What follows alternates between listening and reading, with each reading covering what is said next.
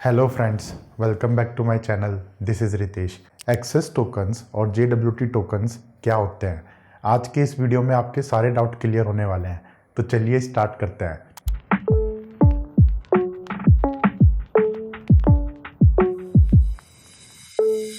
इस चैनल पे हम अपना एक वेब डेवलपमेंट कोर्स कर रहे हैं और वेब डेवलपमेंट कोर्स के सारे वीडियोस आपको एक ही प्लेलिस्ट में अवेलेबल है। आप यहाँ पे जाके प्लेलिस्ट को बुकमार्क कर लो ताकि आप कभी भी कहीं पे भी इजीली एक्सेस कर सको। और इसी वेब डेवलपमेंट कोर्स में जो लास्ट वीडियो था उसमें हमने समझा था रजिस्ट्रेशन, लॉगिन और ऑथराइजेशन के कंसेप्ट्स को। लॉगिन और ऑथेंटिकेशन सेम होता है और टेक्निकली हम ऑथेंटिकेशन बोलते हैं, कीवर्ड यूज कर लेते हैं ऑथेंटिकेशन।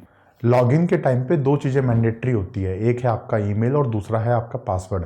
तो ईमेल को यूज़ करके सर्वर को ये पता चलता है कि कौन सा बंदा लॉगिन करने का ट्राई कर रहा है, और पासवर्ड को यूज़ करके सर्वर को ये पता चलता है कि ये बंदा वही है जो ये बोल रहा है। यहाँ पे एक ऑब्वियस अजम्पशन ये है कि पासवर्ड एक सीक्रेट कोड है और वो जनरली लोग शेयर नहीं करते। तो अगर आपका कोई पासवर्ड सिर्फ आप ही को पता है तो सर्वर के पास ये अजम्पशन है कि आप वही हो जो आप बोल रहे हो। लॉगिन करने के बाद यहाँ पे सर्वर आपको कुछ रिटर्न करता है, और ये जो चीज रिटर्न करता है इसको हम एक्सेस टोकन बोलते हैं। ये जो चीज सर्वर ने रिटर्न करी है, ये यहाँ पे इसको रिटर्न करना जरूरी है। अगर सर्वर ने लॉगिन करने के बाद आपको कुछ भी रिटर्न नहीं करा तो आपको कैसे पता चलेगा कि आप लॉग्ड इन हो। मतलब आपके पास कोई तो एक ऐसी चीज होनी चाहिए जिसको जिसको दिखा के आप ये प्रूव कर सको कि आप एक ऑथेंटिकेटेड बंदे हो यहाँ पे, और वही चीज को हम यहाँ पे एक्सेस टोकन मानते हैं। एक्सेस टोकन को यूज करके कोई भी एक यूजर सर्वर की एपीआईज को कंज्यूम कर सकता है। मतलब जैसे इमेजिन करो कि मैं एक यूजर हूं, मैंने लॉगिन कर लिया और लॉगिन करने के बाद मुझे एक्सेस टोकन मिला, तो उस एक्सेस टोकन को यूज करके मैं अपनी प्रोफाइल इंफॉर्मेशन को देख सकता हूं, या फिर मैं और भी बहुत सारी एपीआईज को कॉल कर सकता हूं। एक्सेस टोकन्स जो होते हैं ये एक रैंडम स्ट्रिंग होती है,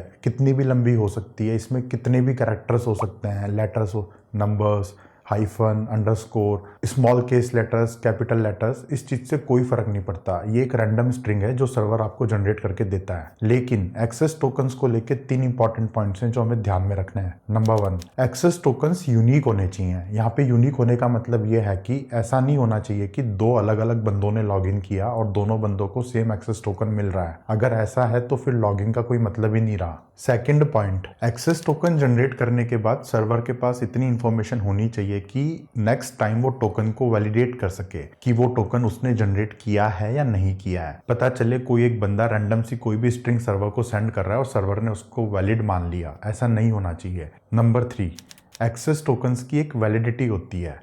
वैलिडिटी से यहाँ पे मतलब ये है कि ये वाला टोकन सिर्फ इतने ही टाइम तक वैलिड है, इसके बाद ये टोकन इनवैलिड हो जाएगा। अब ये जो टाइम होता है, जितने टाइम तक टोकन वैलिड होता है, ये अलग अलग एप्लीकेशंस के लिए अलग अलग होता है। अगर कोई बहुत ही ज़्यादा सिक्योर एप्लीकेशन है जैसे कि बैंक, तो वहाँ पे हो सकता है टोकन सिर्फ 10-15 मिनट तक ही वैलिड हो।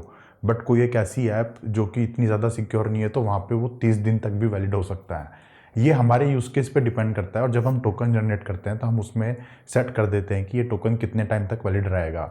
अभी अगर आपको कन्फ्यूजन हो रहा है तो ज़्यादा टेंशन मत लो, हम जब एक्चुअल में कोड करेंगे तो वहाँ पे हम टोकन की वैलिडिटी भी सेट करने वाले हैं। नेक्स्ट हम ये समझते हैं कि JWT टोकन्स क्या होते हैं। अभी तक मैंने जो भी टोकन्स की बात करी है, ये टोकन्स ओपेक टोकन्स बोलते हैं इनको। ओपेक टोकन से मतलब यहाँ पे ये है कि एक बार टोकन जनरेट होने के बाद सर्वर के अंदर उस टोकन के करस्पॉन्डिंग कोई एक इन्फॉर्मेशन स्टोर होती है किसी परसिस्टेंट स्टोरेज में, जैसे कि डाटाबेस। तो नेक्स्ट टाइम जब टोकन वैलिडेशन के लिए आता है तो सर्वर अपने स्टोरेज में जाके चेक करता है कि ये टोकन अवेलेबल है या नहीं है। अगर वो सेम टोकन सर्वर को वहाँ पे स्टोरेज में भी मिल जाता है तो इसका मतलब ये हुआ कि ये टोकन सर्वर ने ही जनरेट किया है और ये टोकन वैलिड है। लेकिन यहाँ पे एक दिक्कत है, आप खुद इमेजिन करो कि जब भी सर्वर को टोकन को वैलिडेट करना होगा उसको एक डाटाबेस में क्वेरी मारनी होगी। तो यहाँ पे अगर डाटाबेस को क्वेरी करने में 10-15 मिली सेकेंड लग रहे हैं तो आपके यहाँ पे एक लेटेंसी होती है। तो इसी चीज को सॉल्व करने के लिए JWT टोकन्स को मार्केट में लेके आया।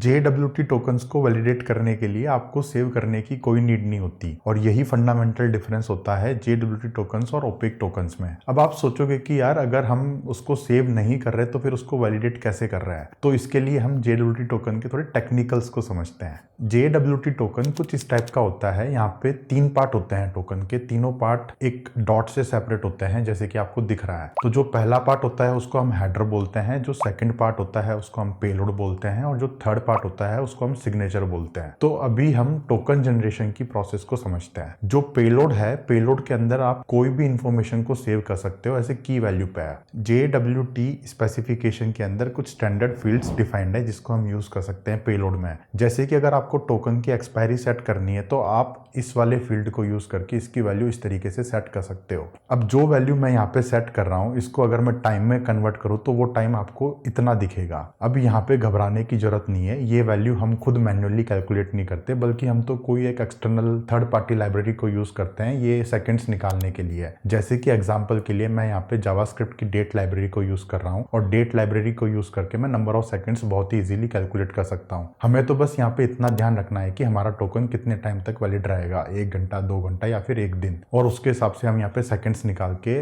EXP वाली की पे स्टोर कर सकते हैं पेलोड में। तो इससे ये पता चल गया कि हमारा टोकन कितने टाइम तक वैलिड रहेगा। इसके अलावा और भी फील्ड्स होते हैं जो कि स्टैंडर्ड है। जैसे कि अगर आपको टोकन की आईडी सेव करनी है तो आप इस तरीके से कर सकते हो, और इसी तरीके से JWT स्पेसिफिकेशन के अंदर टोटल 7 फील्ड्स डिफाइंड है। ये उन सब की लिस्ट है, ये प्री डिफाइंड फील्ड्स हैं। इसमें से ऐसा हो सकता है कि कुछ आपको यूज आए, कुछ आपको यूज ना आए। हमें इसको रटने की यहाँ पे कोई जरूरत नहीं है। जब भी हमें यूज करना होगा हम गूगल करके यूज कर लेंगे, उसमें क्या है। अभी तो हम सिर्फ कंसेप्ट समझ रहे हैं कि पेलोड वाले सेक्शन में हम कोई भी इंफॉर्मेशन ऐड कर सकते हैं एज ए की वैल्यू पे है। इसमें कुछ फील्ड्स ऐसे हैं जो पहले से ही डिफाइंड है तो हम उसको यूज कर सकते हैं, और अगर हमें अपनी कस्टम इंफॉर्मेशन सेव करनी है तो हम वो भी कर सकते हैं। जैसे कि अगर मुझे यहाँ पे यूजर आईडी को सेव करना है तो मैं यहाँ पे यूजर आईडी को इस तरीके से सेव कर सकता हूँ पेलोड में ही। अगर मुझे यूजर के रोल्स को सेव करना है तो मैं यूजर के रोल्स को भी सेव कर सकता हूँ इस तरीके से। और फिर एक बार जब हम पेलोड वाले सेक्शन में जो भी इंफॉर्मेशन डालनी होती है उसको डिफाइन कर लेते हैं, उसके बाद हम उसका एक हैश निकालते हैं। यहाँ पे हैश फंक्शन के अंदर 2 इनपुट होते हैं। एक होता है आपका डाटा जिसका हमें हैश निकालना है, जैसे कि जो भी इंफॉर्मेशन मुझे सेव करनी है वो मेरा डाटा बन जाएगा। और उसके अलावा एक सीक्रेट की होती है। ये जो सीक्रेट की होती है ये सर्वर में कॉन्फ़िगर्ड होती है और ये एकदम सीक्रेट है, ये किसी को नहीं पता, सिर्फ सर्वर को ही पता है। तो हैश फंक्शन में जो आउटपुट मिलता है मुझे, वो मिलता है एक यूनिक सिग्नेचर। ये जो सिग्नेचर यहाँ पे मुझे मिलता है ये यूनिक होता है। अगर मैंने की को बदल दिया या फिर डाटा को बदल दिया तो मेरा सिग्नेचर भी बदल जाएगा। तो हैश करने के बाद जो मुझे मिलता है वो मेरा बन गया टोकन का थर्ड पार्ट। तो सेकंड पार्ट में आपका पेलोड हो गया। पेलोड में आपको जो भी इंफॉर्मेशन सेव करनी है आपने वो करी, और उसके बाद आपने एक सिग्नेचर जनरेट कर लिया और उसको सिग्नेचर वाले पार्ट में ऐड कर दिया टोकन के। और जिस एल्गोरिथम को यूज करके आप हैश जनरेट कर रहे हो वो इंफॉर्मेशन होती है आपके हेडर वाले सेक्शन में। तो इस तरीके से JWT टोकन जनरेट होता है। यहाँ पे जब हम टोकन को जनरेट करते हैं तो हम अपने आप से नहीं करते, हम तो एक लाइब्रेरी को यूज करते हैं, और जब हम अपनी एप्लीकेशन में कोड करेंगे तब भी हम किसी लाइब्रेरी को यूज करेंगे। बट कंसेप्ट यही है। अब टोकन जनरेट होने के बाद हमें टोकन को वेरीफाई करना पड़ता है। अगर हमने टोकन को सेव नहीं किया है तो उसको वेरीफाई कैसे करेंगे, थोड़ा सा जरा सोचो इस बारे में।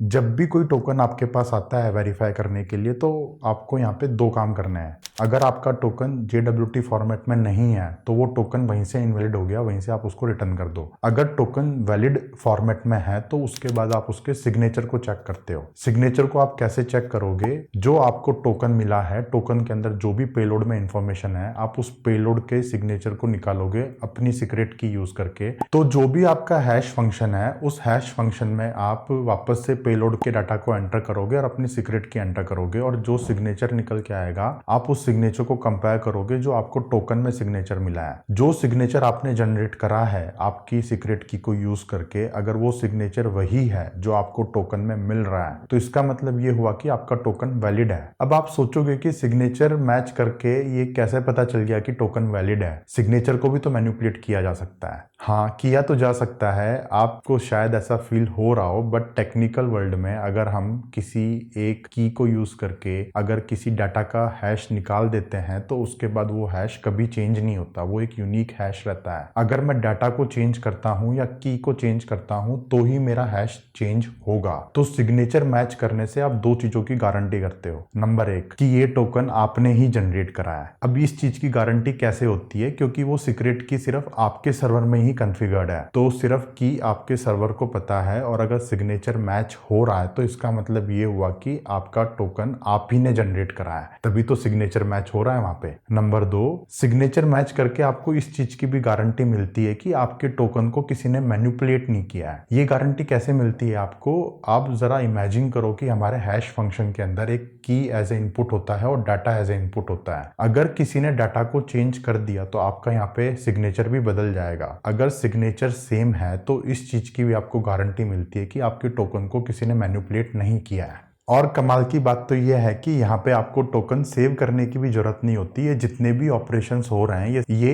इन मेमोरी ऑपरेशंस हैं और इसी वजह से आपका टोकन वैलिडेशन काफी फास्ट होता है। यहाँ पे आपको कोई लेटेंसी देखने को नहीं मिलती। एक्सेस टोकन्स को लेके एक बहुत ही इंपॉर्टेंट पॉइंट है जो मैं आपको बताना चाहता हूं। अगर आप गूगल पे सर्च करोगे या फिर अगर आप अपने प्रोजेक्ट में कोड कर रहे हो तो आपको हो सकता है अलग अलग टर्म सुनने को मिले, जैसे कि user access token, client access token, फलाना ढिमाका। तो इतने सारे टर्म्स को सुन के आपको कंफ्यूज नहीं होना है। दुनिया में फंडामेंटली 2 ही टाइप के टोकन्स होते हैं जो मैंने अभी आपको बताया, और ये जो भी टर्म्स आप सुनते हो इसका टोकन से कोई लेना देना नहीं है। इसका इस चीज से लेना देना है कि आप टोकन को यूज करके क्या चीज एक्सेस कर रहे हो। इसको मैं आपको एग्जांपल देता हूं। अगर मैं यहाँ पे फेसबुक के डेवलपर वाले वेबसाइट पे जाऊं तो मुझे यहाँ पे फेसबुक के एक्सेस टोकन्स के बारे में कुछ डिटेल देखने को मिलेगी। तो यहाँ पे जैसे कि अगर आप यूजर एक्सेस टोकन देख रहे हो तो यहाँ पे फेसबुक का ये कहना है कि इस टोकन की हेल्प से आप किसी यूजर की डिटेल्स को एक्सेस कर सकते हो। और अगर उसी तरीके से मैं पेज एक्सेस टोकन को देखूं तो यहाँ पे पेज एक्सेस टोकन का कहने का मतलब ये है कि आप इस टोकन को यूज करके किसी पेज की डिटेल को एक्सेस कर सकते हो। अब हो सकता है कि ये दोनों के दोनों टोकन्स ओपेक टोकन्स हो या फिर ये दोनों के दोनों टोकन्स JWT टोकन्स हो। It does not matter. जो ये अलग अलग टर्म सुनने को मिलते हैं इसका इस चीज से फर्क पड़ता है कि इस टोकन को आप कहां पे यूज कर रहे हो। टोकन जनरेट कैसे होता है अभी हमारी बात ये चल रही है, और जनरेशन के सिर्फ 2 ही लॉजिक है जो मैंने आपको बताया।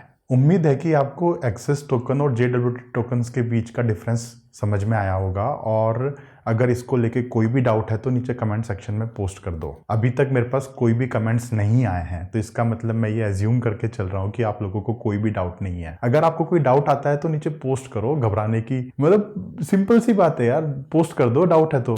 आज के लिए इतना ही फ्रेंड्स। वेब डेवलपमेंट कोर्स के सारे वीडियोस आपको एक प्लेलिस्ट में अवेलेबल हैं। ये यहाँ पे प्लेलिस्ट का लिंक है, आप इसको जाके बुकमार्क कर सकते हो, कभी भी इजीली एक्सेस कर सकते हो। तो कर लो ना यार एक्सेस, थोड़ा बहुत मोटिवेशन मेरे को भी तो लेके आओ। आप चाहते हो कि मैं और वीडियोस बनाऊं तो इस वीडियो को लाइक कर दो। यहाँ पे कोई भी टारगेट नहीं है, मोए मोए नहीं कराना, जितने लाइक करने हैं करो। कंटेंट अच्छा लगा हो तो शेयर करो अपने फ्रेंड्स के साथ, कलीग्स के साथ। चैनल को सब्सक्राइब नहीं किया है तो सब्सक्राइब कर लो। मिलते हैं अगले वीडियो में गाइस, टेक केयर।